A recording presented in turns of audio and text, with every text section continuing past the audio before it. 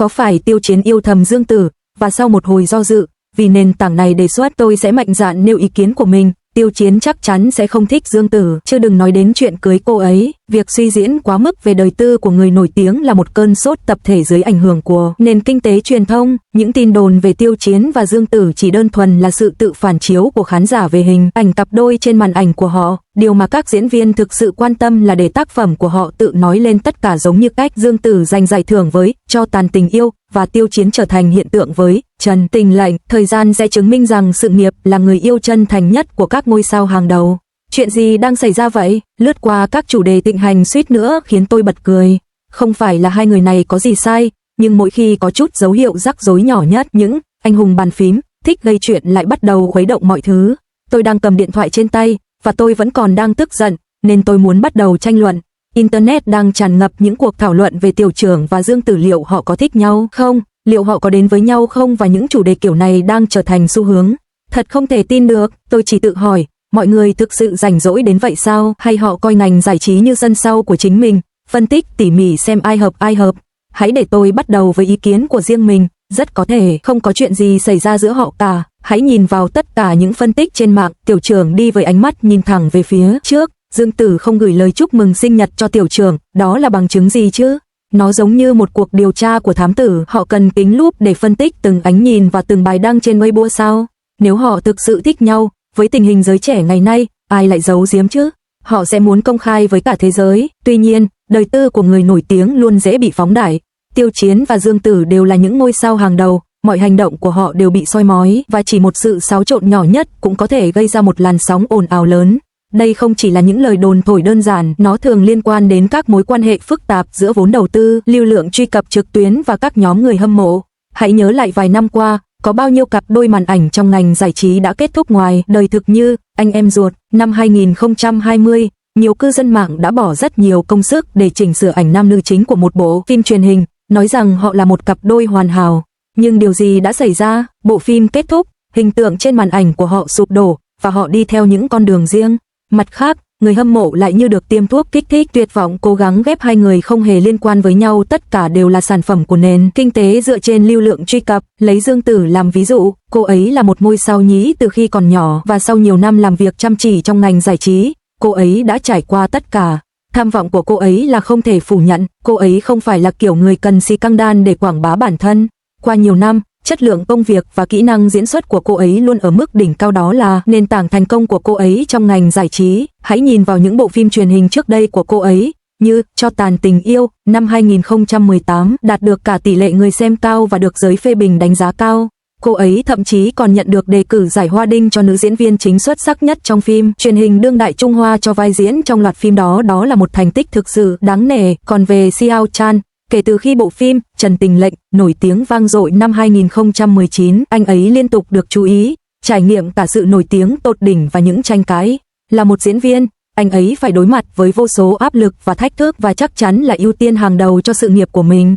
Mỗi ánh mắt và cử chỉ của anh ấy đều có thể được hiểu theo vô số cách, điều này vô cùng mệt mỏi.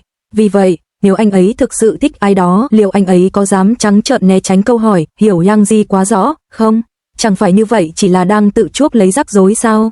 Rồi lại có những người nói rằng con gái Bắc Kinh không lấy chồng người nơi khác, lịch sử lạc hậu kiểu gì vậy? Chúng ta đang sống ở thời đại nào vậy? Họ không sợ bị cười nhạo vì nói những điều như vậy về sự phân biệt vùng miền sao? Tình yêu có nhất thiết phải bắt đầu bằng giấy đăng ký hộ khẩu rồi so sánh xem gia đình nào quyền lực hơn không? Tôi thấy xấu hổ cho những người nói như vậy. Bỏ qua mọi thứ khác, hãy nhìn vào hành vi của họ sau khi quay xong phim Lời Thề Tình Yêu. Họ đã bao giờ ăn tối riêng với nhau chưa? Họ đã từng bị chụp ảnh khi tương tác riêng tư chưa? Không, đúng không? Nếu họ thực sự muốn ở bên nhau, dù chỉ là hẹn hò, thì những tay săn ảnh với nguồn lực khổng lồ của họ chẳng lẽ không tìm ra dù chỉ là manh mối nhỏ nhất sao? Một chút gợi ý nhỏ nhất cũng sẽ gây ra một cơn sốt truyền thông, khiến chúng ta ở đây chỉ biết suy đoán. Và hãy nhìn vào những cái gọi là bằng chứng, như Tiểu Trọng không thích tính cách tomboy của Dương Tử. Tôi chỉ muốn cười, nếu anh ta thực sự nói vậy, thì trí tuệ cảm xúc của anh ta thấp đến mức đáng kinh ngạc. Ngôi sao nào lại công khai bình luận về bạn diễn của mình như vậy? Chẳng phải đó là tự hại mình sao? Rõ ràng đây là chuyện bịa đặt của những kẻ xấu tính hoặc fan hiểu sai. Tôi nghĩ đơn giản thôi, họ đóng chung một bộ phim, diễn xuất tốt và khán giả cảm thấy họ có sự ăn ý, nên họ bắt đầu suy đoán. Logic tương tự như việc nhiều phim thần tượng bị fan ép phải yêu nhau với các diễn viên chính. Nhưng diễn viên là diễn viên, vai diễn là vai diễn, không nên nhầm lẫn giữa họ. Vì vậy, đừng lo lắng về chuyện đó, họ là một cặp đôi đẹp, nếu họ thực sự thích nhau, họ sẽ tự nhiên cho mọi người biết. Nếu không, điều đó hoàn toàn bình thường, cả hai đều tập trung vào sự nghiệp của mình, điều đó rất tốt. Như những người trong ngành nói, hôn nhân cần sự bao dung và thỏa hiệp trừ khi một người sẵn sàng giảm bớt sự nghiệp vì gia đình. Nhưng hiện tại, cả hai đều ưu tiên sự nghiệp của mình. Những bí mật của các ngôi sao hàng đầu được hé lộ, một kết thúc gây sốc. Việc Dương Tử đặt rạp chiếu phim cho bộ phim mới của Tiêu Chiến không chỉ là một cử chỉ thể hiện tình bạn, mà còn là một bài kiểm tra trí tuệ cảm xúc trong ngành giải trí. Đằng sau hành động nổi bật này là một chuỗi lợi ích và quy tắc ngành nghề phức tạp kết nối hai người thông qua nguồn lực và thể hiện sự lịch thiệp cùng sự tinh tế ở cấp độ cao. Trước toàn ngành, những bí mật của các ngôi sao hàng đầu được hé lộ, một kết thúc gây sốc. Hãy theo dõi tôi để xem thêm những đoạn giới thiệu hấp dẫn. 5 năm không hợp tác, tại sao Dương Tử lại đặt rạp chiếu phim cho bộ phim mới của Tiêu Chiến? Sự thật phức tạp hơn bạn nghĩ, đây không chỉ là sự ủng hộ tình bạn thông thường mà là một bài kiểm tra trí tuệ cảm xúc trong ngành giải trí. Mặc dù đã 5 năm không làm việc cùng Xiao Chan, hành động chưa từng có tiền lệ của Yang Ji khi đặt chọn rạp chiếu phim cho bộ phim mới của Xiao Chan, cuộc sống nhàn nhã, đã gây ra những cuộc tranh luận sôi nổi trong cộng đồng người hâm mộ của cả hai. Một số người thốt lên tình bạn là vô giá, trong khi những người khác thẳng thắn tuyên bố nó không hề đơn giản cả trên màn ảnh lẫn ngoài đời. Sự việc này cho thấy nhiều hơn chỉ là một hành động tử tế đơn thuần, nó phơi bày những quy tắc ngầm trong các mối quan hệ giữa người với người trong ngành giải trí. Nếu bạn tính toán kỹ, bạn sẽ hiểu ý nghĩa của nó. Việc đặt chọn rạp chiếu phim không chỉ đơn thuần là chi tiền, nó còn là để thúc đẩy toàn bộ hoạt động quảng bá cho bộ phim. Với một ngôi sao lớn như Yang Ji đích thân tham gia, động thái gây chú ý này cho thấy danh tiếng và tầm ảnh hưởng của cô ấy đang bị đe dọa.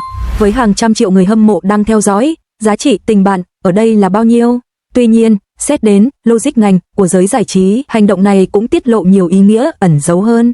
Những người trong ngành ngầm hiểu rằng trong ngành điện ảnh và truyền hình, việc công khai, ủng hộ một nghệ sĩ thường biểu thị một mối quan hệ đặc biệt hoặc một chuỗi lợi ích sâu sắc. Là một ngôi sao hàng đầu quốc gia, sự ủng hộ công khai của Dương Tử dành cho Tiêu Chiến gián tiếp gửi đi tín hiệu gì? Liệu đó chỉ đơn thuần là tình bạn, hay là thước đo của một sự chênh lệch quyền lực nào đó? Điều này xứng đáng nhận được một tràng vỗ tay. Điều thú vị hơn nữa là những dấu vết về những tương tác trong quá khứ của họ. Còn nhớ cảnh trong phim, lời thề tình yêu đã khiến người hâm mộ cặp đôi này phát cuồng. Cái vỗ đầu của Tiêu Chiến, nụ cười e lệ của Dương Tử, sau đó tin đồn lan truyền khắp nơi. Mặc dù sau đó họ giải thích đó là tương tác giữa bạn bè, nhưng sự kiện gần đây thuê toàn bộ rạp chiếu phim đã dẫn đến nhiều suy đoán. Liệu đây chỉ là sự ủng hộ thông thường từ một đồng nghiệp? Nếu mọi chuyện chỉ dừng lại ở đây, bạn đang đánh giá thấp ý nghĩa sâu xa hơn của nó. Xét từ hành động của Dương Tử, cô ấy chưa bao giờ chơi một trò chơi nào mà mình không tự tin. Sự việc này không chỉ thể hiện trí tuệ cảm xúc cao và lòng trung thành của cô ấy, mà còn khéo léo kết nối lại cô ấy với các nguồn lực của Tiêu Chiến. Đối với những người trong ngành giải trí, đây không nhất thiết là một cuộc cạnh tranh mà là một trò chơi lợi ích phức tạp. Bước đi tiếp theo sẽ là gì? Bạn nghĩ đây chỉ đơn thuần là tình bạn lãng mạn hay là những động lực thực sự trong ngành giải trí? Nếu thích thì bình luận, nếu thích thì bình luận. Hiện tại, những người hoảng sợ nhất có lẽ không phải là những người đang chờ xem diễn biến tiếp theo, mà là những đồng nghiệp giả tạo trong ngành giải trí, những người chỉ giả vờ quen biết và không bao giờ thực sự quan tâm. Thật đáng kinh ngạc, Dương Tử đã thuê cả một rạp chiếu phim cho bộ phim mới của Tiêu Chiến mà không nói một lời. Hai người thậm chí còn chưa từng gặp nhau. Sự hợp tác của họ cách đây 5 năm đã qua lâu rồi, vậy mà anh ta vẫn nhớ. Hãy suy nghĩ kỹ, đây không chỉ là thể hiện sự ủng hộ mà còn là dạy cho toàn ngành một bài học về ý nghĩa thực sự của phép tắc. Tôi lập tức nghĩ rằng nếu chuyện này xảy ra ở một nơi khác, với một người khác, nó sẽ trở thành chủ đề bàn tán suốt 3 ngày liền. Nhưng đó là Dương Tử, và mọi người chỉ nghĩ cô ấy hành động như vậy là chuyện bình thường. Cái giá phải trả quá cao, cao đến nỗi chúng ta không còn biết ngạc nhiên là gì nữa. Chị Trần, chủ một tiệm làm móng, hôm qua nói với tôi thậm chí còn không nhớ sinh nhật của bạn trai cũ, nhưng cô ấy lại coi công việc của một người bạn bình thường như một sự kiện trọng đại. Điều đáng chú ý hơn nữa là chuyện này không chỉ đơn thuần là bỏ tiền ra, cô ấy thực sự đã mua vé và rủ người đến ủng hộ sự kiện. Nó nổi tiếng đến mức ngay cả quản lý rạp chiếu phim cũng nhận ra đội của cô ấy trên mạng xã hội, nói rằng chính người phụ nữ không bao giờ lộ mặt nhưng lại nhận được nhiều đơn đặt hàng nhất. Và đó chưa phải là tất cả, hãy nhìn lại quá khứ, 5 năm trước, trong quá trình quay phim, phần còn lại của cuộc đời tôi, một cái vỗ nhẹ đầu ngoài màn ảnh đã gây ra một cơn sốt trên mạng. Các tay săn ảnh đã mai phục trên phim trường để ghi lại những khoảnh khắc ngọt ngào, và công ty ngay lập tức dừng mọi hoạt động. Từ đó trở đi, hai người đứng cách nhau 3 mét và nói chuyện theo kịch bản đã được chuẩn bị sẵn. Và kết quả là gì? Càng tránh mặt nhau, càng có vẻ đáng ngờ, càng lạnh nhạt, càng giả tạo. Nhưng hãy nhìn cô ấy bây giờ, không ồn ào, không né tránh, không che giấu.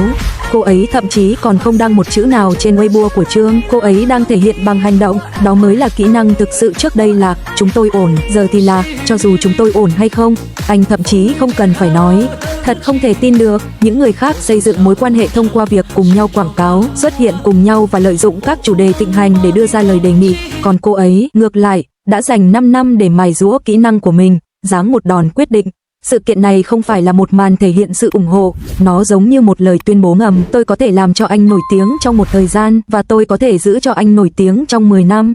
Sau khi vở kịch lố bịch này kéo dài quá lâu, ai còn thực sự coi trọng nghề này nữa? Cuối cùng, chỉ thời gian mới trả lời được, còn quá sớm và quá chủ quan để nói bất cứ điều gì bây giờ. Với tư cách là người ngoài cuộc, chúng ta hãy tập trung vào công việc của họ.